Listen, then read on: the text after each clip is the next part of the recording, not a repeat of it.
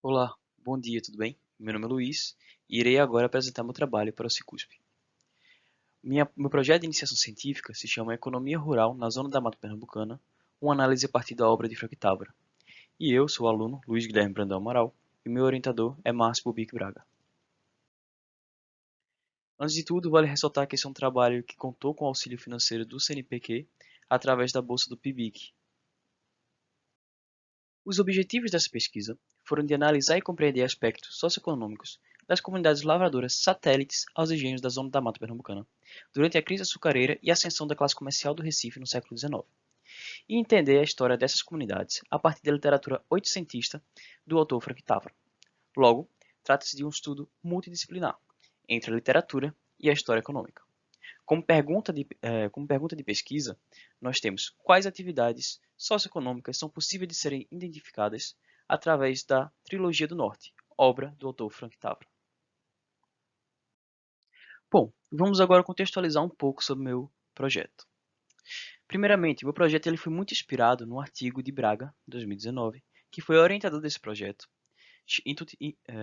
intitulado de A Vida dos Pequenos Lavradores do Engenho de Pernambuco a partir desculpa, A Vida dos Pequenos Lavradores do Engenho de Pernambuco a partir da leitura do romance O Matuto, de Frank Távora. Ou seja, o enfoque da produção de Braga foi no segundo livro da Trilogia do Norte, de Frank Távora, chamado O Matuto. Meu esforço aqui foi de ampliar essa análise para os outros dois livros da trilogia, então gerar um pouco mais de escopo teórico para entender essas comunidades e como elas viviam. Vamos falar então um pouco de quem foi Frank Távora. Frank Távora foi um escritor cearense que se naturalizou em Pernambuco e passou boa parte da sua vida ali. E foi ali também que ele escreveu muito, e escreveu muito sobre a região. Porém, a sua principal obra, que ficou mais conhecida, chama-se Cartas a Cincinato, que foi uma espécie de crítica que ele fez em jornais da época ao autor José de Alencar, cuja principal crítica que ele dirigia a esse autor era de afirmar que este seria um autor de escritório, ou seja, que não tentava sair do escritório para conhecer o mundo, seja através da observação, seja através de fontes documentais, para poder produzir a literatura sobre este mundo.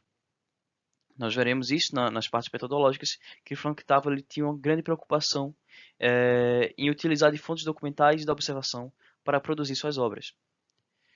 Por fim, contextualizando um pouco também, a literatura do Norte, que é o objeto dessa pesquisa, é composta por 3 livros.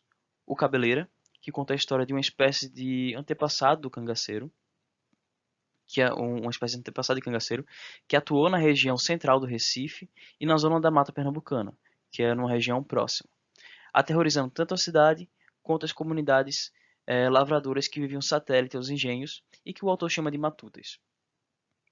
O segundo livro chama-se O Matuto, que conta justamente a história de alguns personagens dessas comunidades durante o século XVIII, período que foi a Guerra dos Mascates, evento que ocorreu na região de Pernambuco, que foi travado entre uma Recife comercial e uma vila de Olinda rural representada pelos senhores de engenho. O último livro se chamou Lourenço, que é justamente o fechamento dessa obra, dessa trilogia, contando como foi o final dessa guerra, mostrando a vitória do Recife Comercial contra a classe rural de Olinda. A metodologia escolhida para o projeto leva em conta o caráter básico e estratégico da pesquisa. Ou seja, é fomentado em um estudo que visa aprofundar os conhecimentos no tema e gerar uma base para pesquisas aplicadas na área. Para tanto, ela adquire também um método descritivo, porque sua principal fonte é bibliográfica e a documental. Vale ressaltar que a abordagem é qualitativa e que os dados levantados são utilizados para chegar às conclusões e respostas para os objetivos propostos. Além disso, a pesquisa busca uma visão multidisciplinar entre literatura e historiografia. Para tanto, temos a utilização da literatura como fonte para a história econômica do Brasil, particularmente sobre o tempo vivido pelo ficcionista. Seja pelo verossímil na literatura, seja pelo ficcional da historiografia, essas duas áreas se complementam e a análise delas em conjunto permite ricos estudos sobre o tempo que vive um autor, a exemplo do que foi escrito e do que viveu Frank Távora. Em particular, Tal análise das obras dele permitiu a visualização de um rico quadro histórico acerca das atividades econômicas e aspectos importantes da vida social dos denominados matutos, que viviam na zona da Mata Pernambucana no século XIX. É interessante ver que o uso da literatura pela historiografia ele se dá principalmente para entender o contexto de quem escreveu. Ou seja, o que é importante para a historiografia da literatura não é o enredo em si.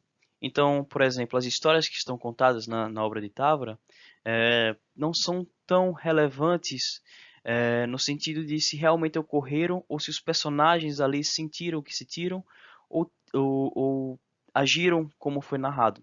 Na verdade, o que é relevante é justamente a visão do autor sobre o seu tempo.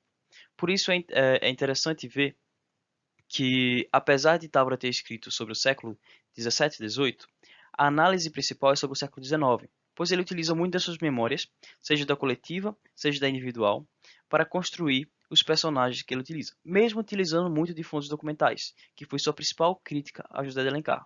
Então, ele buscava muito de fontes documentais e da observação para construir suas histórias e sua literatura. Porém, como o autor ele é um reflexo da sua sociedade, o valor historiográfico da sua obra está no que ele imprimiu das suas memórias naquela literatura. Ou seja, a análise dele é relevante para o século XIX e não para o século XVII e XVIII, como se esforçou o autor. Dessa pesquisa, algumas conclusões são possíveis. Analisando as 3 obras, foi possível encontrar referências sobre as atividades socioeconômicas das comunidades matutas que viviam ao redor dos engenhos no século XIX. Algumas dessas atividades são, por exemplo, a de subsistência. Então, algumas produções como a de mandioca, o milho, pequenas criações de gado. E aqui vale ressaltar que são pequenas criações realmente, já que sabemos que a maior parte da produção do gado ele ficava localizado no interior, na região mais interiorana, que era o sertão, e isso é confirmado pela historiografia tradicional e também pela obra de Távora, pela ausência de citação dessas grandes fazendas de gado no cenário que ele construiu sobre a zona da Mata Pernambucana. Temos também a pesca, a criação de aves, verduras e frutos como abacaxi, por exemplo. Além de alguns produtos um pouco mais refinados, como a farinha de mandioca e a de milho. É interessante que essa produção da mandioca, principalmente, ela tinha um viés de abastecimento também. Então, boa parte do que era consumido, tanto na cidade do Recife, quanto nos engenhos, vinham dessas pequenas comunidades. E essa relação ela se mostrou um pouco instável ao longo dos séculos, em que em alguns momentos os lavradores, eles, por exemplo, voltavam-se mais a produzir algodão, e isso gerava desabastecimento, etc. Mas eles possuem uma relação muito grande de abastecimento tanto com a cidade do Recife, a vila do Recife, como também com os engenhos.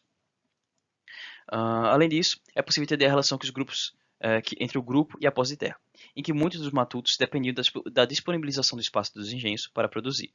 Tem-se também a estratificação social entre os matutos, que poderiam ser almocreves, os quais dependiam intensamente da relação e bondade do senhor de engenho, ou ainda os lavradores, os quais possuíam alguns meios de produzir, como os cavalos e terras. Este último grupo, inclusive, contando com personagens de relevância local e certo poder econômico, representando uma espécie de classe média rural.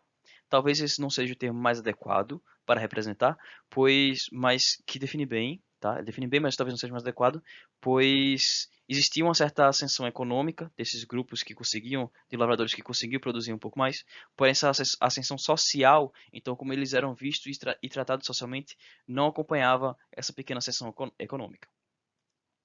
Por conseguinte, é notável o comércio informal de produtos básicos e artesanato, em parte realizado pelas mulheres, como, por exemplo, as esteiras e as facas, que são muito retratadas na trilogia, e esse comércio ocorria de forma complementar, para complementar a renda, tanto nas feiras como na porta de casa.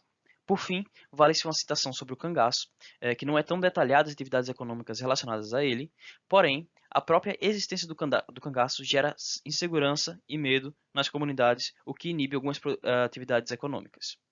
Bom, para finalizar, devido ao tempo, passo rapidamente sobre as referências bibliográficas nesses 2 slides e gostaria de finalizar realmente com esta frase de Ribeiro, 2008, sobre o autor Frank Távora.